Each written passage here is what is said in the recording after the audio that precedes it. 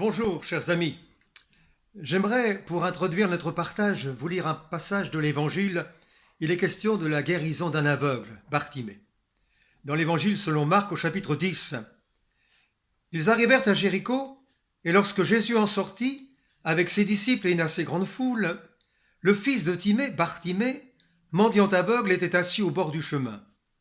Il entendit que c'était Jésus de Nazareth, et il se mit à crier « Fils de David, Jésus, aie pitié de moi !»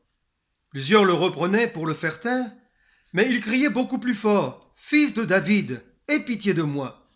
Jésus s'arrêta et dit « Appelez-le !» Ils appelèrent l'aveugle en lui disant « Prends courage, lève-toi, il t'appelle !» L'aveugle jeta son manteau et se levant d'un bond vint vers Jésus. Jésus prenant la parole lui dit « Que veux-tu que je te fasse ?» « Rabouni, lui répondit l'aveugle, que je recouvre la vue. Et Jésus lui dit « Va, ta foi t'a sauvé. » Aussitôt, il recouvra la vue et suivit Jésus dans le chemin. En ces jours de confinement, nous recevons souvent des mini-vidéos dont certaines sont particulièrement touchantes. Je pense à celle d'un jeune garçon d'environ 5-6 ans qui, dit-il, chante pour vous apporter un peu de joie. J'ai aussi aimé cette autre mini-vidéo dans laquelle on a demandé à une classe d'élèves d'énumérer ce qu'ils pensaient être les 7 merveilles du monde. Le plus souvent citées de la part des élèves furent celles-ci: les grandes pyramides d'Égypte, le Grand Canyon, le canal de Panama, la basilique de Saint-Pierre, la grande muraille de Chine et d'autres encore. Mais une élève avait écrit ceci: « Je pense que les 7 merveilles du monde sont de toucher, de goûter, de voir, d'entendre, de ressentir, de rire et d'aimer. » Ajoutant ce court commentaire, nous considérons souvent ces choses comme étant simples et ordinaires, mais elles sont pourtant merveilleuses. J'aimerais souligner avec vous seulement 2 de ces merveilles citées par cet élève, voir et entendre. Pouvons-nous nous imaginer ce que serait notre vie au quotidien si nous étions complètement aveugles et complètement sourds, confinés dans une solitude profonde et dans un silence absolu? Essayons d'imaginer notre vie quotidienne, celle de tous les instants. Elle serait vraiment compliquée.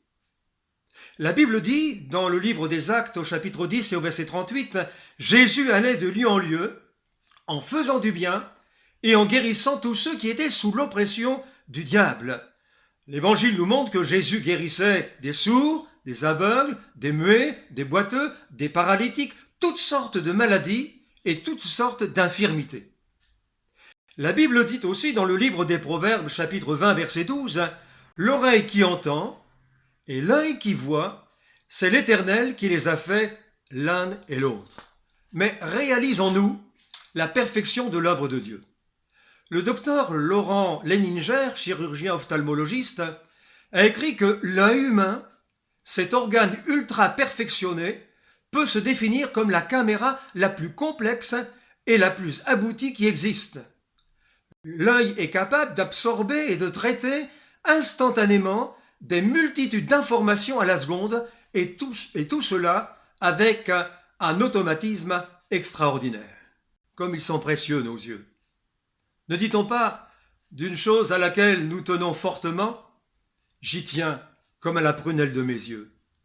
Nous connaissons aussi cette expression populaire « heureux d'être au monde et d'y voir clair ». Cette expression signifie tout simplement être reconnaissant de ce que la vie nous apporte. Mais la vie, notre vie, n'est-elle pas un don du Créateur, de Dieu lui-même? Le roi David a écrit « C'est toi, Seigneur, qui m'as tissé dans le sein de ma mère. Merci d'avoir fait de mon corps une aussi grande merveille. Ce que tu réalises est prodigieux. » Au psaume 139. Dieu ayant donné aux hommes la capacité d'entendre et de voir, il est évident que le Créateur lui-même, qui nous a donné cette capacité, lui aussi entend et voit. Il entend tout et il voit tout. Nous, notre champ visuel est limité, mais pas celui de Dieu. La Bible dit encore au psaume 94 et au verset 9, « Celui qui a planté l'oreille n'entendrait-il pas? Celui qui a formé l'œil ne verrait-il pas ?» Pour Dieu, nous ne sommes pas des anonymes perdus dans la foule. Quand nous allons dans certaines administrations, comme par exemple à la sécurité sociale, on ne nous demande pas notre nom ni notre prénom, mais notre numéro d'enregistrement. Mais pour Dieu, nous ne sommes pas des numéros. Nous sommes des êtres, des créatures, des êtres humains qu'il aime et qu'il veut sauver. Il nous connaît parfaitement. Il nous connaît de A jusqu'à Z. Il connaît parfaitement nos pensées, nos sentiments, nos aspirations, nos paroles, nos actions, toute notre vie. Il nous connaît, je le répète, de A jusqu'à Z. Mais il nous connaît, comme il le disait à Moïse, « Je te connais par ton nom ». L'Éternel, nous dit la Bible au psaume 33 et au verset 13 à 15, l'Éternel regarde du haut des cieux, il voit tous les fils de l'homme, du lieu de sa demeure, il observe tous les habitants de la terre, il est attentif à toutes leurs actions. Dieu est parfaitement au courant de tout ce qui se passe sur la terre et dans notre vie personnelle. La Bible dit par exemple dans Ésaïe 59 et au verset 15, « La vérité trébuche sur la place publique. Dieu voit d'un regard indigné qu'il n'y a plus de droiture. » Elle affirme encore dans le livre de l'Ecclésiaste au chapitre 7 et au verset 20, « Il n'y a sur la terre aucun homme juste qui fasse toujours le bien et qui ne pêche jamais. » Personne, absolument personne, ne peut honnêtement dire « Je suis innocent, Dieu n'a rien à me reprocher. » Tous les hommes, dit la Bible, auront des comptes à rendre à la justice divine. Ce jour-là, écrit l'apôtre Paul aux Romains au chapitre 2 au verset 16 dans Paroles vivantes, Dieu lèvera le voile sur la vie secrète des hommes et il jugera leurs pensées intimes, leurs mobiles inavoués, tout ce qu'on a pris tant de soin à cacher sera alors démasqué. Toutefois, le regard de Dieu est équitable. Il sait faire la différence en voyant la conduite de chacun. Il reconnaît de ceux qui exercent la bonté, la générosité, et aussi ceux qui font le mal. Cependant, cela ne veut pas dire pour autant que ceux qui font le bien ou qui s'efforcent de le faire mériteront le paradis. La Bible est claire à ce sujet, elle nous dit « C'est par la grâce que vous êtes sauvés, par le moyen de la foi. Cela ne vient pas de vous, c'est le don de Dieu. Ce n'est pas par les œuvres, afin que personne ne se glorifie. » Vrai avec lui-même, le roi David s'est exprimé en ces mots « Ô Dieu, tu sais combien je me suis égaré. Mes fautes et mes actes coupables ne te sont point cachés. » Mais il savait aussi ce que dit la Bible d'ailleurs, Dieu est prêt à pardonner, il est compatissant et miséricordieux, lent à la colère et riche en bonté, dans le livre de Néhémie au chapitre 9 et au verset 17. Amis, qui que vous soyez, et quel que soit votre passé, aussi chargé soit-il, Dieu est prêt à vous pardonner.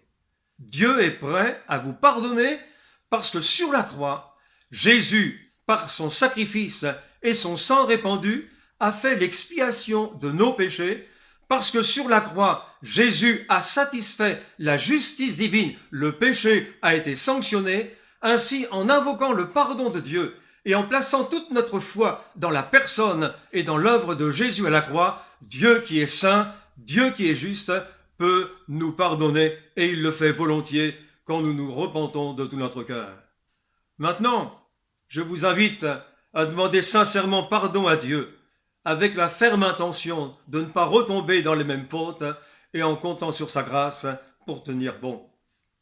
Un journaliste disait à un malade guéri du Covid-19 « Vous avez triomphé d'un virus, c'est une victoire contre le mal. » Mais je crois que la plus belle victoire, c'est celle qui est remportée sur le péché et qui fait de l'être humain un homme libre, un être humain nouveau.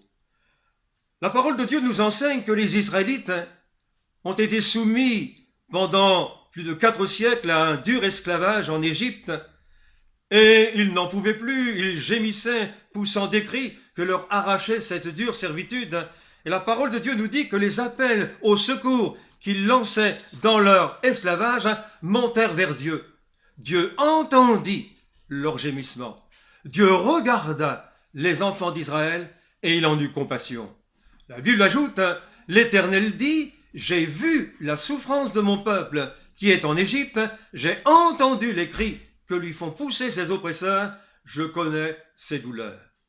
Dieu ne s'est pas contenté de voir leur souffrance. Dieu ne s'est pas contenté d'entendre leur appel au secours.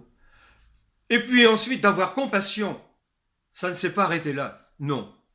Dieu a agi. La véritable compassion, c'est l'amour en action. Ainsi, Dieu est intervenu d'une manière étonnante, puissante et miraculeuse pour les délivrer de leur misérable situation et changer radicalement leur vie. La Bible dit au psaume 34, verset 7, « Quand un malheureux crie, l'Éternel entend, alléluia, et il le sauve de toutes ses détresses. » L'aveugle Bartimée, dont nous avons lu le récit de son expérience en introduction de notre partage, était un mendiant assis au bord du chemin. On dirait aujourd'hui un marginal, un exclu au banc de la société. Jésus, passant près de lui, l'aveugle réalise qu'il a une chance, une occasion qu'il ne faut surtout pas manquer. Alors il va crier « Jésus, fils de David, aie pitié de moi ». La parole de Dieu nous dit que Jésus dit à ses disciples « Appelez-le ». Ils appelèrent l'aveugle en lui disant « Lève-toi, prends courage, il t'appelle ». C'est ainsi que cet homme s'est approché de Jésus. Permettez-moi de vous le dire, amis, à vous qui êtes dans l'épreuve, dans la souffrance, dans la difficulté. Prenez courage. Jésus, réellement ressuscité et toujours vivant, vous appelle. Vous appelle à vous tourner vers lui. Vous appelle à lui faire confiance. Vous appelle à invoquer son nom, sa grâce, dont vous avez besoin pour votre vie. Fils de Dieu, réellement vivant, Jésus peut sauver, il peut secourir, il peut guérir, il peut délivrer tous ceux qui l'invoquent de tout leur cœur. Comme les disciples l'ont dit à Bartimée, j'aimerais te dire, ami, d'une façon plus directe, lève-toi, Jésus t'appelle, réponds à son appel en lui faisant confiance, en comptant sur sa grâce, en comptant sur son pardon qu'il est prêt à t'accorder, quelle que soit ta situation, quel que soit ton passé. Jésus qui t'aime voudrait tellement changer ta vie. Jésus qui t'aime a changé la vie de Bartimée. Il a changé la vie de beaucoup de personnes au cours des siècles et il change encore la vie aujourd'hui de tous ceux qui se tournent vers lui avec confiance et qui l'invoquent avec foi. Oui, quelle que soit votre situation, quel que soit votre problème, quelle que soit votre maladie, la nature de votre épreuve, tout est possible à Dieu. Croyez-le de tout votre cœur. Je vous invite à lui faire confiance. Que Dieu vous bénisse et qu'il vous accorde sa grâce en abondance. Amen.